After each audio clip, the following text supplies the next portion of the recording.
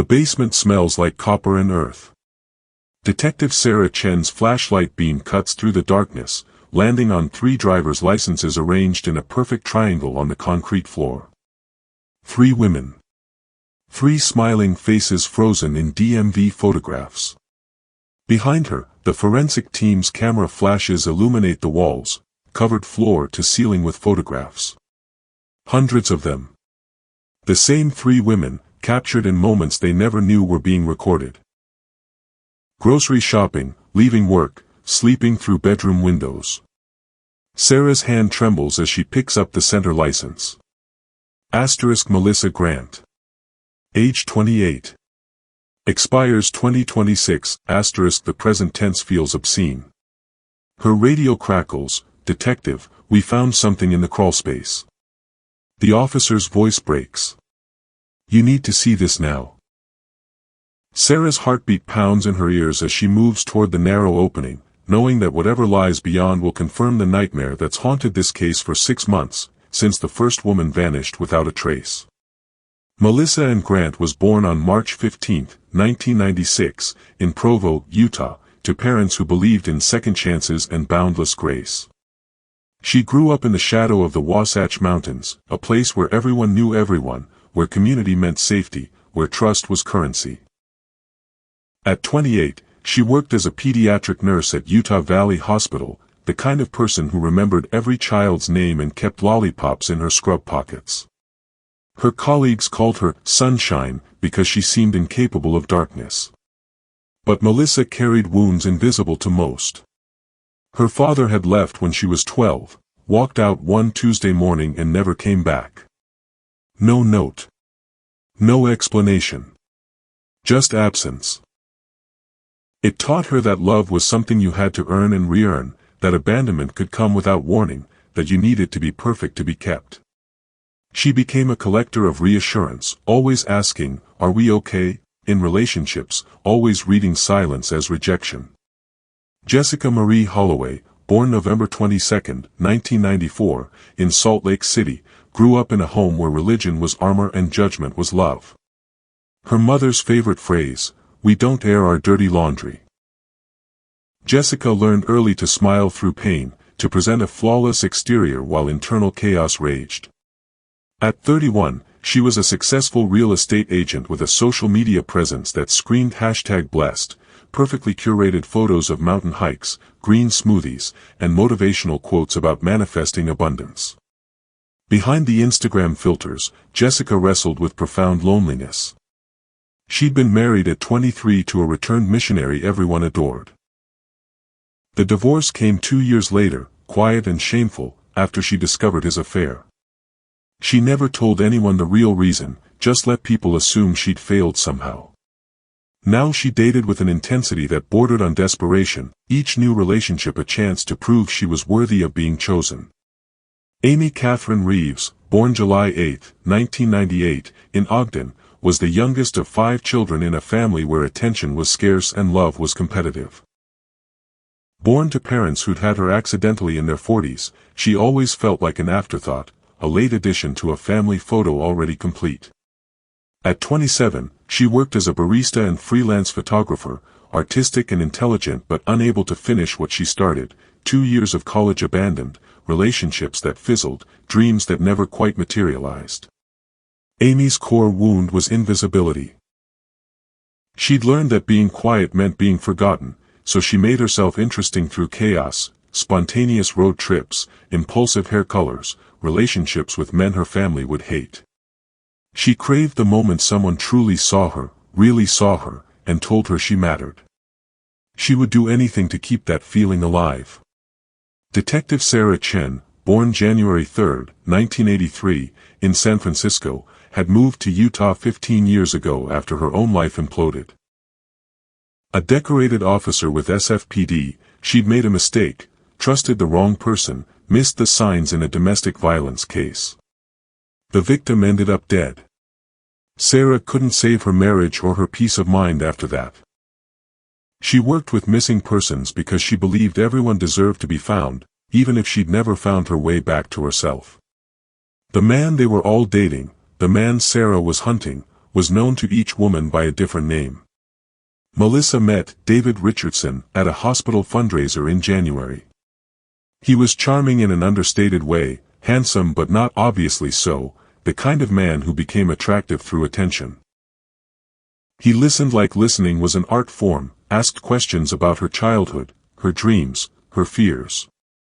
On their third date, when she mentioned her father leaving, he held her hand and said, "I will never make you wonder where you stand with me." It was exactly what her wounded heart needed to hear. He was a financial consultant, he said, working remotely for clients across the West. It explained his flexible schedule, his ability to disappear for days at a time for conferences and site visits. He had a small apartment in Provo, neat, minimal, like a hotel room. She never questioned why he didn't invite her over more often. He explained he liked keeping work and personal life separate, that his space was boring, that he'd rather be at her place where she was comfortable. Jessica knew him as Michael Stevens. They'd matched on a dating app in February. His profile sophisticated, his messages thoughtful. He claimed to be a consultant for tech startups, which explained his erratic hours. Their first date lasted 6 hours, conversation flowing like they'd known each other for years. He told her she was the most authentic person he'd met in Utah, that her vulnerability was strength. For someone who'd spent years performing perfection, being told her real self was enough felt revolutionary. He love-bombed her with an intensity that should have registered as warning, daily texts, surprise flower deliveries, weekend getaways to Park City. When she mentioned she moved too fast in relationships, he said, "When you know, you know." He met her friends once, charming, forgettable. None of them could quite remember his face afterward, just the impression of pleasantness. Amy called him Jake Morrison. They'd met at a coffee shop where she worked in March. He was a regular who always ordered black coffee and tipped well. Their romance felt organic, accidental, fate. He was a freelance marketing consultant, he told her, which meant he traveled constantly but could work from anywhere. He understood her artistic soul, encouraged her photography, told her she was wasting her potential behind a counter. He took her on spontaneous adventures, midnight drives to Moab, sunrise hikes, stargazing in the desert. He made her feel seen in a way no one ever had. When she showed him her photographs, he didn't just say they were good, he analyzed them, saw meaning, told her she had a unique perspective. He was the first person who made her feel like she mattered, like her presence in the world left an impression. Utah in 2025 was a study in contradictions, rapid growth and traditional values, tech money and pioneer heritage, Instagram aesthetics and religious conservatism. The dating scene was particularly treacherous. The state's large young adult population, combined with cultural pressure to marry and religious expectations about relationships, created a perfect environment for predators. Women were taught to be trusting, to see the good in people, to believe that bad things happened elsewhere, to other people. None of the three women knew the others existed. He was careful about that, different phones, different social media accounts, different friend groups.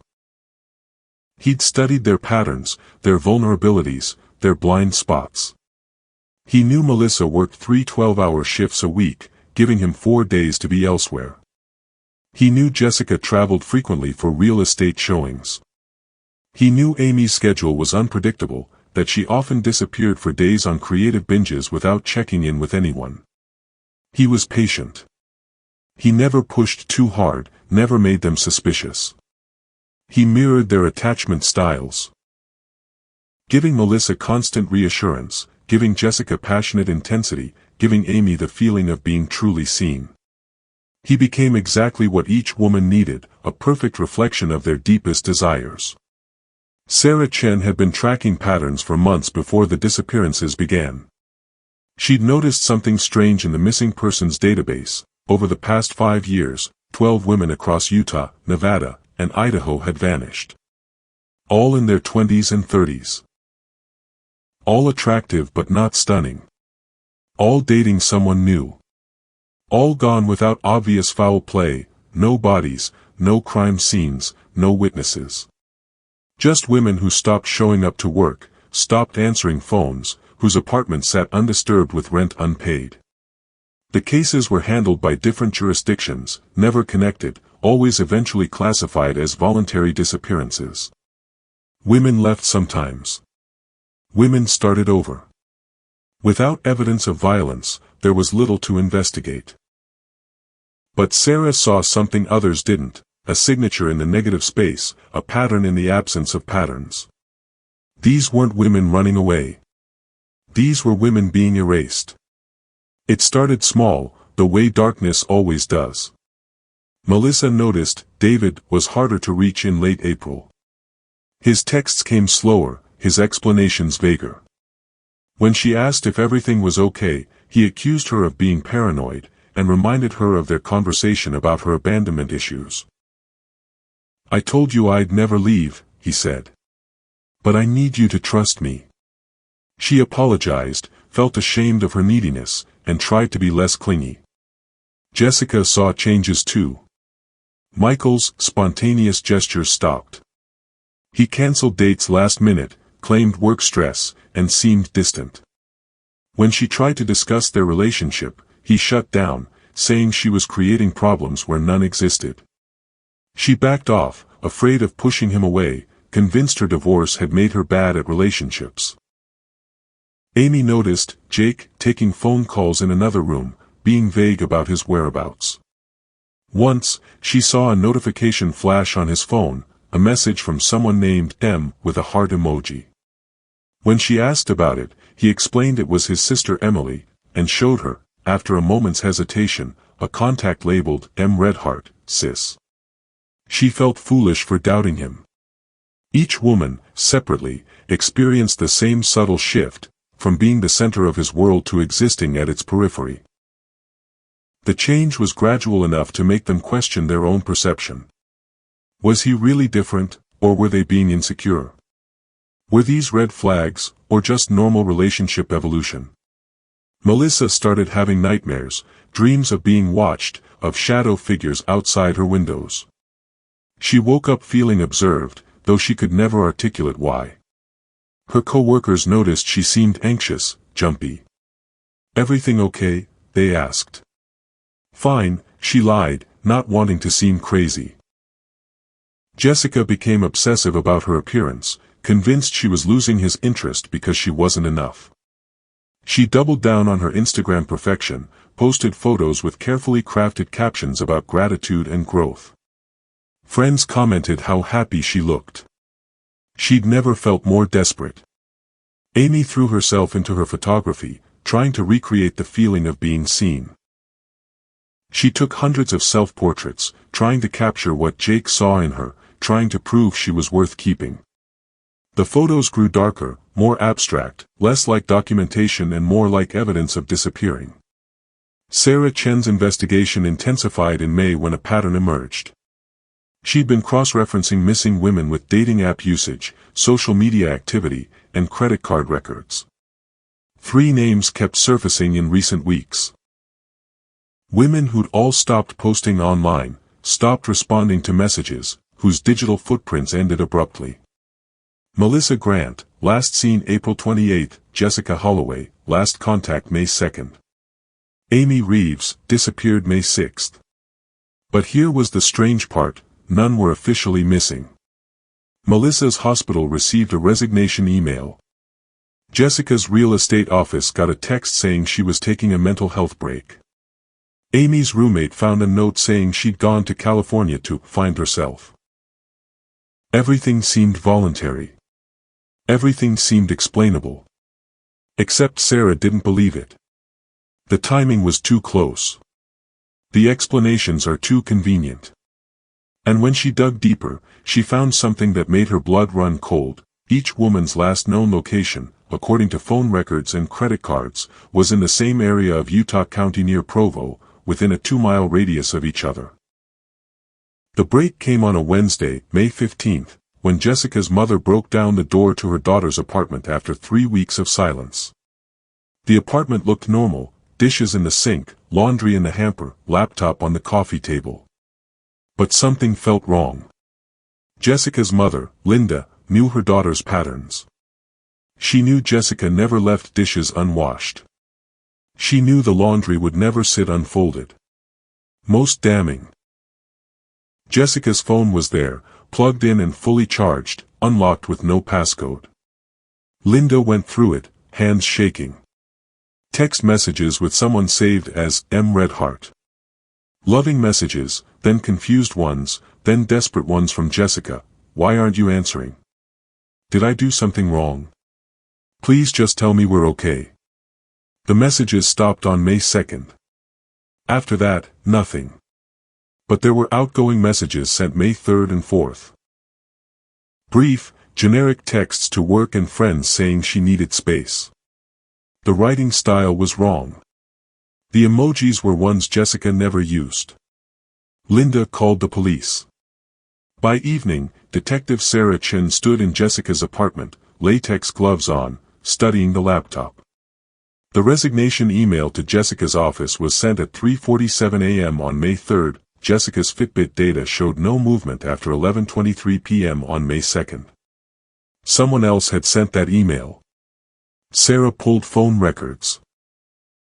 3 weeks of communication with Michael Stevens, a Google Voice number registered to a fake email address. She ran the number through her database and felt her pulse spike. The same number had texted Melissa Grant. The same number had called Amy Reeves. 1 man. 3 women. All missing. Sarah issued bolos for all 3 women immediately. She pulled security footage from the hospital, from Jessica's last showing, from Amy's coffee shop. And there he was. Same man, different appearance each time. Ball cap with Melissa. Glasses with Jessica. Beanie with Amy. Always angled away from cameras, always aware of sightlines. This was someone who understood surveillance, someone who planned meticulously. The media picked up the story within 48 hours. 3 Utah women missing, all connected to same man, screamed the headlines. The photos of Melissa, Jessica, and Amy circulated across social media. Tips flooded in. Dozens of women claiming they'd dated someone similar, hundreds of reported sightings. The case exploded. But Sarah focused on one detail everyone else missed. In the security footage from Jessica's last real estate showing, there was a vehicle in the background, a dark blue Ford F-150, license plate obscured. She ran it through traffic cameras and found it. The truck had been captured on Highway 89 heading south toward rural Utah County on May 2nd, May 6th, and April 28th. The nights each woman disappeared. She traced the vehicle registration to a shell company, then to a property deed, then to a name, Marcus Andrew Sutherland. Born February 4, 1987, in Twin Falls, Idaho. Divorced. No children. No criminal record. I worked in IT security. Lived alone in a house outside Provo, built in 1982, 3 bedrooms, unfinished basement, isolated on 5 acres. Sarah sat in her car outside the property at 2 a.m., studying the dark windows. Every instinct screamed that the women were in there, had been in there. The question was whether they were still alive. The warrant came through at dawn. Sarah led the entry team, 8 officers in tactical gear, battering ram at the ready. The house was quiet, lights off, no vehicle in the driveway. When they breached the door, the silence felt alive, oppressive. The main floor was eerily normal, generic furniture, clean kitchen, nothing personal. It looked like a stage set of a life rather than a lived-in home. Then they found the basement door, reinforced with a deadbolt that locked from the outside. Sarah's stomach dropped. She descended the wooden stairs, flashlight beam cutting through darkness, and that's when she saw it, the shrine. Photographs covering every wall, hundreds of images of Melissa, Jessica, and Amy. Candid shots through windows, zoomed images from across parking lots, sleeping photos taken in their own bedrooms. He'd been watching them for months before making contact. In the center of the basement, 3 drivers' licenses arranged in a triangle. Sarah photographed everything, catalogued everything, and then heard the officer's voice from the crawlspace, "Detective, now." She crawled through the narrow opening, concrete scraping her shoulders, and emerged into a hidden room. 6 feet by 8 feet, soundproofed walls, a single drain in the floor. Restraints bolted to the concrete. Dried blood in the drain. And scratched into the wall with what must have been fingernails, desperate messages. "Please someone find us, M***. He said he loved me, J**. I just wanted to matter, A**. Sarah's vision blurred. She radioed for forensics, for cadaver dogs, for ground-penetrating radar. The property was 5 acres, plenty of space to hide bodies. She stood in that terrible room and felt the weight of being too late, of finding evidence instead of survivors. Over the next 3 days, the investigation revealed Marcus Sutherland's true nature. His computer hard drives contained detailed files on 47 women, names, addresses, schedules, psychological profiles, vulnerability assessments. He'd been hunting for years, refining his technique, learning what worked. Melissa, Jessica, and Amy weren't his first victims. They were just his most recent. His browser history showed hours of research on missing persons investigations, body disposal, digital forensics. He'd studied how to disappear people, how to avoid detection, how to exploit the gaps in law enforcement coordination between jurisdictions. He was methodical, patient, and intelligent. He'd made mistakes with earlier victims, too much physical evidence, too obvious patterns. He'd learned. Evolved. Financial records showed cash withdrawals matching the disappearance dates. Cell tower data placed his phone in remote areas of the Uinta Mountains after each woman vanished. Search teams were deployed to those coordinates, miles of wilderness, unmarked graves that could be anywhere. Sarah interviewed his ex-wife via video call. The woman's hands shook as she spoke. He was perfect at first. Attentive, romantic, obsessed with me. Then he started isolating me, controlling me, watching me. When I finally left, he said no one would ever love me like he did. I believed him for years. His co-workers described him as quiet, competent, forgettable. No one really knew him. He kept conversations surface level, never mentioned personal life, declined social invitations. He was a ghost living among people, invisible by design. But the most chilling discovery came from his journals, hidden in a false floor beneath his bed. Pages and pages of handwritten entries detailing his philosophy. Women want to be consumed. They want to be the center of someone's universe. They need to feel chosen, special, irreplaceable.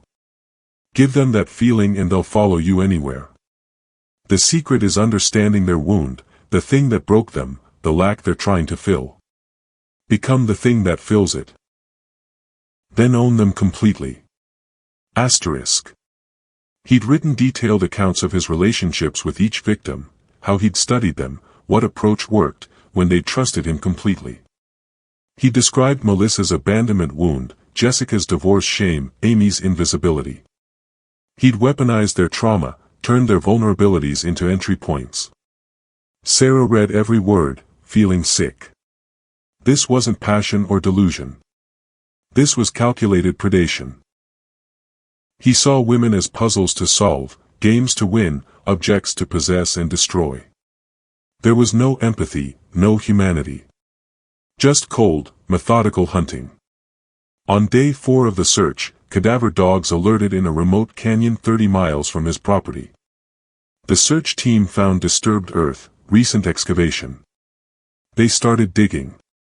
Sarah Chin stood in the canyon as the sun set, watching the forensic team work. She'd been here before, not physically, but emotionally. Standing at the edge of failure, too late to prevent tragedy, only there to document the aftermath. After San Francisco, after the woman she failed to save, she promised herself she'd never miss the signs again. But she had.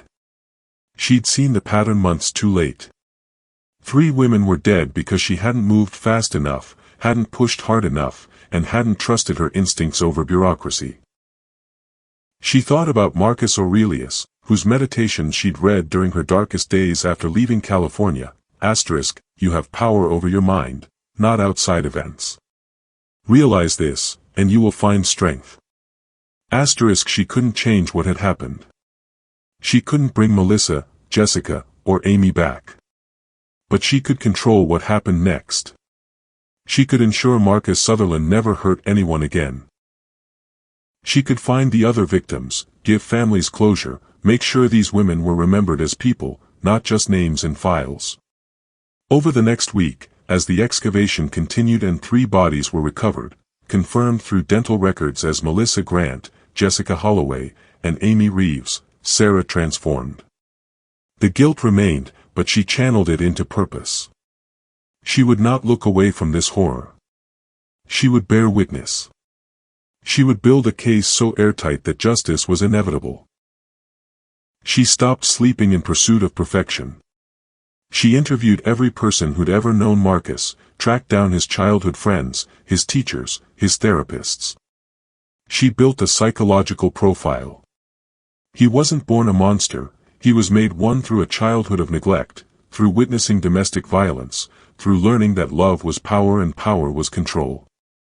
Understanding him didn't mean forgiving him. It meant ensuring he could never use his past as an excuse. She coordinated with 11 other jurisdictions, connecting cold cases across 3 states. The evidence was overwhelming. He'd killed at least 12 women over 8 years, possibly more. Each victim fit a pattern: single, isolated, vulnerable, carrying deep emotional wounds. He found them on dating apps, at gyms, at coffee shops. He studied them, mirrored them, then erased them. Sarah learned something essential during those weeks. The pursuit of justice required emotional distance but not emotional death. She let herself feel rage at what he'd done, grief for what was lost, determination to honor the victims by ensuring they weren't forgotten. Stoicism didn't mean suppressing emotion, it meant choosing which emotions served purpose and which paralyzed progress. She visited the families: Melissa's mother, Jessica's parents, Amy's siblings. She told them everything, held nothing back. They deserved truth, not comfort. She promised them Marcus would face consequences, that their daughters' lives would be documented and remembered. She would make sure the world knew Melissa was kind, Jessica was resilient, Amy was creative. They were people, not statistics. Marcus Sutherland was arrested on May 24 at a hotel in Nevada using a fake ID under the name Robert Chen. Police found him calm, composed, almost expecting them. He didn't run. Didn't resist. Just asked for his lawyer and went silent. The trial began in September. Sarah spent 4 months preparing testimony, organizing evidence, ensuring every detail was documented. The prosecution built their case meticulously, forensic evidence placing all 3 women at Marcus's house, DNA under their fingernails matching his, search history proving premeditation, journal entries demonstrating consciousness of guilt. The defense strategy was predictable. Paint him as mentally ill, claim the journals were fiction, suggest the women died accidentally and he panicked. His lawyer was good, expensive, experienced, media savvy. He turned Marcus into a victim of his own broken psychology, a man who needed help, not punishment. Sarah watched from the gallery as the trial unfolded. She studied Marcus, his expressions, his body language, his micro-reactions to evidence. He was performing. Even now, in custody, facing life in prison or the death penalty, he was calculating, manipulating, trying to control the narrative. When photos of the victims were shown, he looked down, playing remorseful. When his journals were read aloud, he closed his eyes, as if ashamed. But Sarah saw through it. This was just another game to him. The victims' families filled the courtroom every day.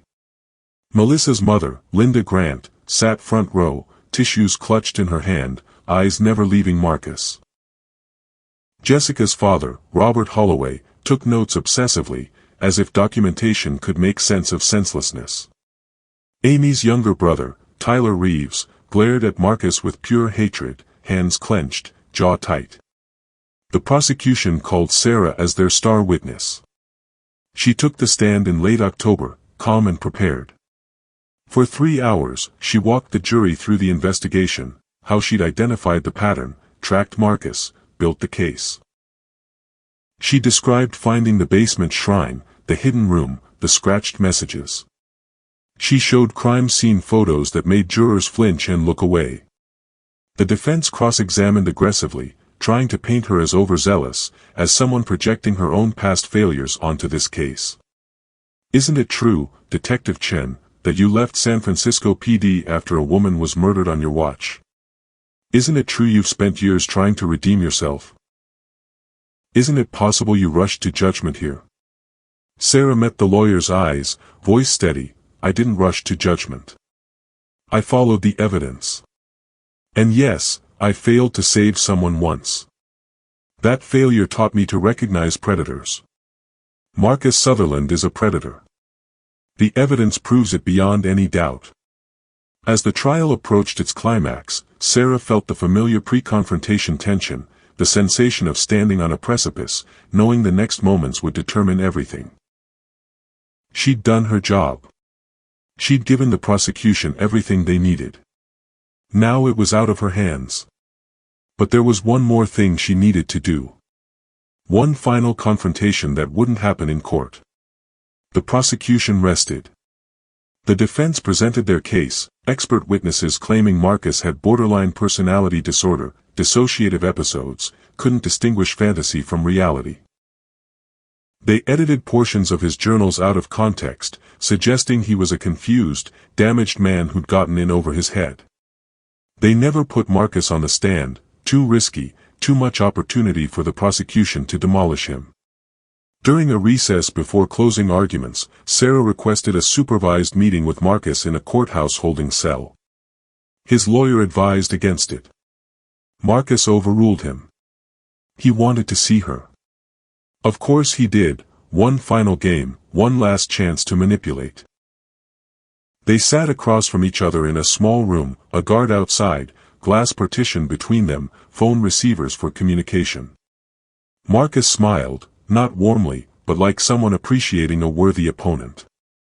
He looked different than in his dating profile photos, sharper, harder, eyes devoid of the false warmth he'd used to lure his victims. "Detective Chen," he said, voice pleasant. "I wondered when you'd come." Sarah kept her expression neutral. "I wanted to understand you." He laughed. "No, you didn't. You wanted to look in my eyes and confirm I'm a monster. You want permission to hate me without guilt." He leaned forward. "I'll give you that. I killed them. All of them. The 12 you know about, and others you'll never find." Sarah's pulse quickened, but she kept her voice steady. "Why? Why?" He seemed genuinely amused. "Because I could. Because they made it easy. Because society creates damaged women desperate for love and then acts shocked when someone exploits that desperation." He gestured casually. Melissa needed constant reassurance.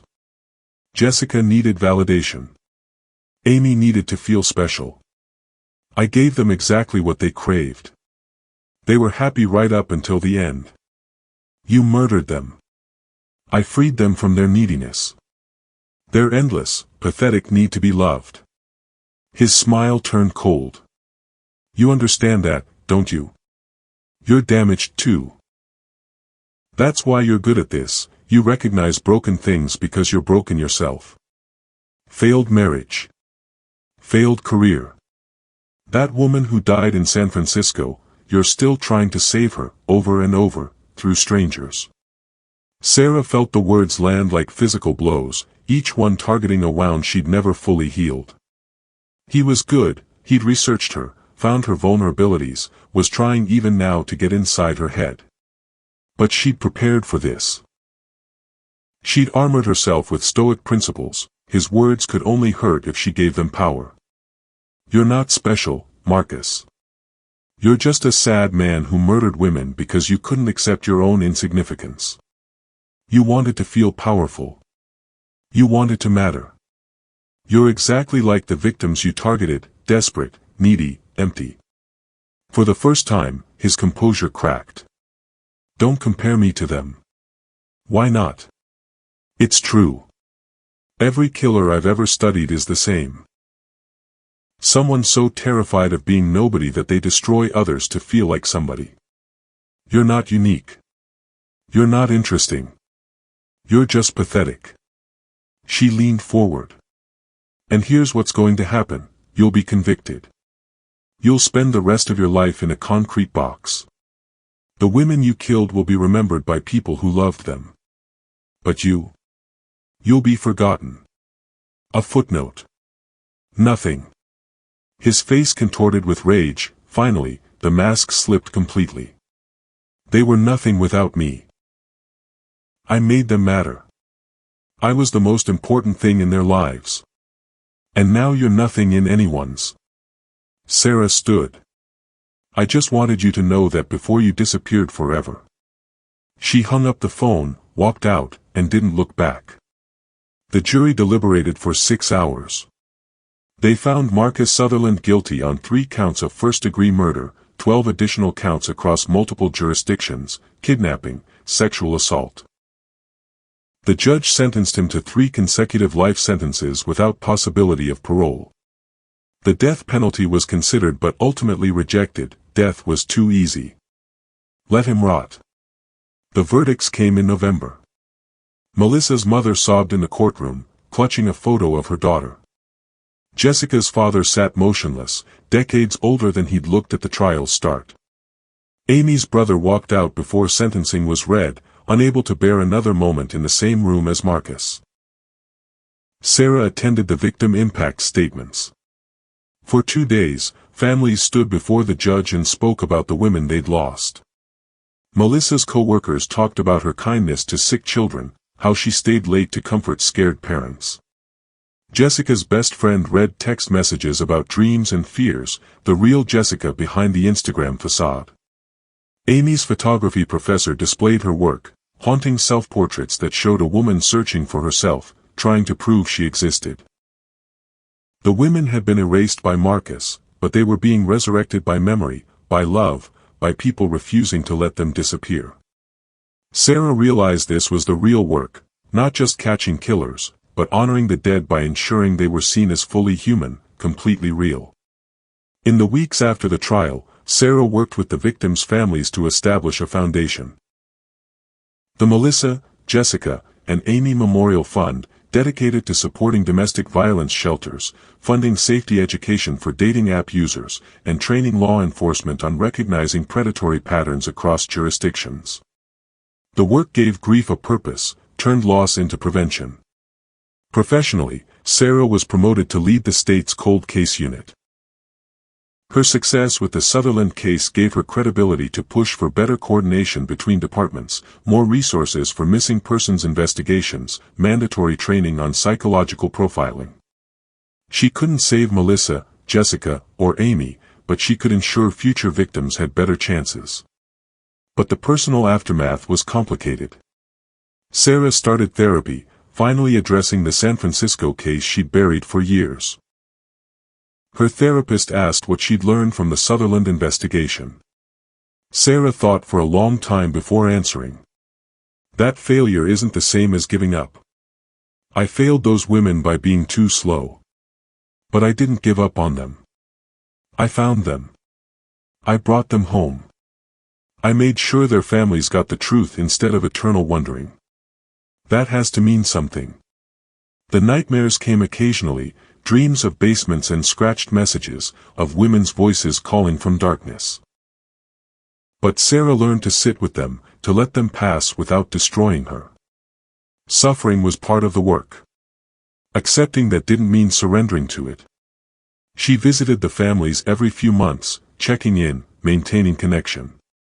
They'd been through hell together. That created a bond that transcended professional duty. She was there when Melissa's mother scattered her daughter's ashes in the mountains. She attended Jessica's memorial service where hundreds of clients and friends spoke about her impact. She helped Amy's family curate a posthumous photography exhibit that toured Utah art galleries. The legal system processed other cases, Marcus's earlier victims, families finally getting closure, bodies found and identified. Each discovery reopened wounds but also provided resolution. Knowing was better than wondering, even when knowing meant confirmed death. 6 months after the trial, Sarah stood in her office late at night, reviewing files on new cases. Missing women, suspicious disappearances, potential patterns. The work never ended. Predators never stopped hunting. But neither would she. She thought about Marcus's accusation, that she was trying to save the San Francisco victim over and over through strangers. Maybe that was partly true. But it wasn't a weakness. It was for a purpose. She'd failed once in a way that cost a life. That failure taught her to see what others missed, to trust patterns, to push harder. She couldn't undo the past, but she could honor it by refusing to repeat it. That was justice. She'd learned that broken people weren't weak people. Melissa, Jessica, and Amy had vulnerabilities, wounds, needs, but those didn't make them less valuable, less deserving of life and love. Marcus had targeted their pain and turned it against them. He'd weaponized empathy, exploited trust, punished the desire to be loved. That was the real evil, not that he killed, but that he made love itself dangerous. Sarah thought about the scratched messages in the hidden room. Please someone find us. Someone had found them. Too late to save them, but not too late to ensure they were remembered, honored, avenged. Their deaths weren't meaningless. They'd exposed a predator, changed laws, educated thousands of women about warning signs. Their lives and deaths mattered. She'd also learned that justice wasn't a moment, it was a process, a commitment, an ongoing choice to stand against darkness. Marcus would spend his life in prison, but that wasn't the end. The real work was preventing the next Marcus, protecting the next vulnerable woman, building systems that caught predators before they killed. Marcus Aurelius wrote, "The impediment to action advances action. What stands in the way becomes the way." Sarah's past failure had become her path forward.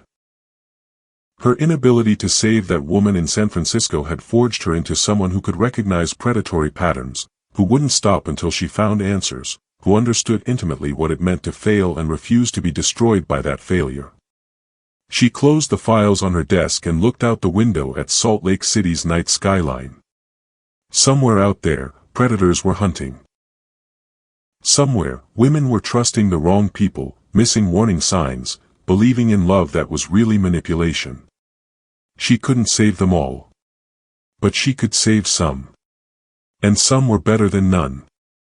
The weight of responsibility would never fully lift. She'd carry Melissa, Jessica, and Amy with her forever. But she'd also carry their family's gratitude, the closure she'd provided, the justice she'd secured. She'd learned to hold both the grief and the purpose, the failure and the success, the darkness and the determination to keep fighting it. That was the real transformation, not becoming harder or colder, but becoming strong enough to feel everything and still keep working, to acknowledge pain without being destroyed by it, to accept that some questions have no answers while still demanding justice for the questions that do. Sarah picked up her keys and headed home. Tomorrow, she'd start investigating the next case. Tonight, she'll rest. Both were necessary. Both were part of the work. 3 women walked into a nightmare believing they'd found love. They died because someone weaponized their vulnerabilities, exploited their trust, punished their hope, ***. But here's what I want you to think about ***. What warning signs have you ignored in your own life? What red flags have you rationalized away because you wanted so badly to be loved, to be chosen, to matter? And if you saw someone else in a situation that worried you, someone being isolated, controlled, or changed by a relationship, would you speak up, or would you stay silent to avoid awkwardness? Melissa, Jessica, and Amy aren't just characters in a story. They're stand-ins for countless women who've been targeted by predators, who've had their wounds weaponized, who've paid the ultimate price for wanting connection, ***. The uncomfortable truth is that predators are everywhere, and they're good at what they do. They study their targets. They mirror emotions. They become exactly what you need. The only defense is awareness, learning the patterns, trusting your instincts, and refusing to ignore discomfort just because someone makes you feel special. Drop a comment below. Have you ever been in a relationship where something felt off, but you couldn't quite name what it was? What made you finally pay attention to that feeling? Your story might be the warning someone else needs to hear, ***. If this story affected you, hit subscribe. I cover true crime through a psychological lens, exploring not just what happened, but why, and what we can learn to protect ourselves and others, ***. And remember, being vulnerable isn't weakness. Wanting love isn't foolish. But wisdom means pairing hope with discernment, trust with verification, and openness with boundaries. Stay aware. Stay safe. And never let anyone convince you that love requires you to ignore your own instincts, ***. Justice for Melissa. Justice for Jessica. Justice for Amy. And awareness for everyone still here, still hoping, still vulnerable, ***.